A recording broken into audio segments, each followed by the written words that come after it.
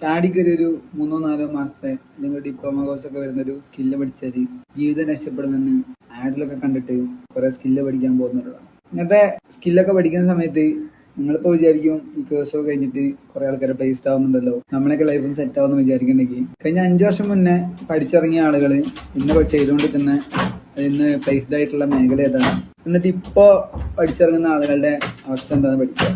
അങ്ങനത്തെ സ്കില്ലുകൾ പഠിക്കുമ്പോൾ നിങ്ങൾ മനസ്സിലാക്കേണ്ട ഏറ്റവും ഇമ്പോർട്ടൻ്റ് ആയൊരു സാധനമുണ്ട്. അതൊരു ട്രയാങ്കിളാണ്. ആ ട്രയാങ്കിളിൽ 3 കാര്യങ്ങളാണുള്ളത്. ഒന്ന് ഡിമാൻഡാണ്, രണ്ടാമത് സപ്ലൈ ആണ്, മൂന്നാമത് പ്രൈസാണ്.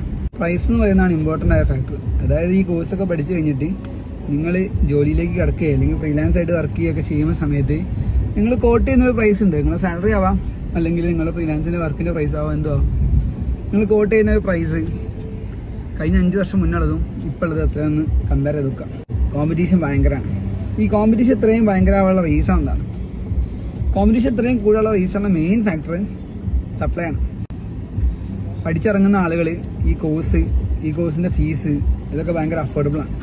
ഒരു ഓപ്പർച്യൂണിറ്റി കണ്ടെത്താൻ പറ്റാത്ത ഒരുപാട് ആളുകൾ നമ്മുടെ സൊസൈറ്റിയിൽ നിന്ന് ഈ കോഴ്സിലേക്ക് വരികയാണിത്. ഏജ് ലിമിറ്റ് പോലും ഇല്ല അവിടെ.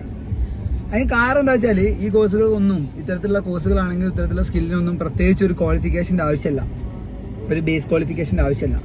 ആർക്കും ശ്രമിച്ചു കഴിഞ്ഞാൽ അച്ചീവ് ചെയ്യാൻ പറ്റുന്ന സ്കില്ലുകളാണ് ഇതൊക്കെ. ആയിരക്കണക്കിന് ആളുകളിൽ നിന്നും നിങ്ങൾക്ക് ഡിമാൻഡ് ഉണ്ടെങ്കിൽ മാത്രമേ, അല്ലെങ്കിൽ നിങ്ങളുടെ സ്കില്ലിനൊരു യുണീക്നെസ് ഉണ്ട്, നിങ്ങൾക്ക് എന്തെങ്കിലും സ്പെഷ്യലായിട്ട് ഈ മാർക്കറ്റിൽ ചെയ്യാൻ വേണ്ടി പറ്റുമെങ്കിൽ മാത്രമേ നിങ്ങൾക്ക് ആ ഒരു ഇൻഡസ്ട്രി സർവൈവ് ചെയ്യാൻ പറ്റൂ.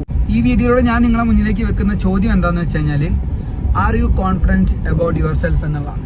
അപ്പോൾ ശരി, ബൈ.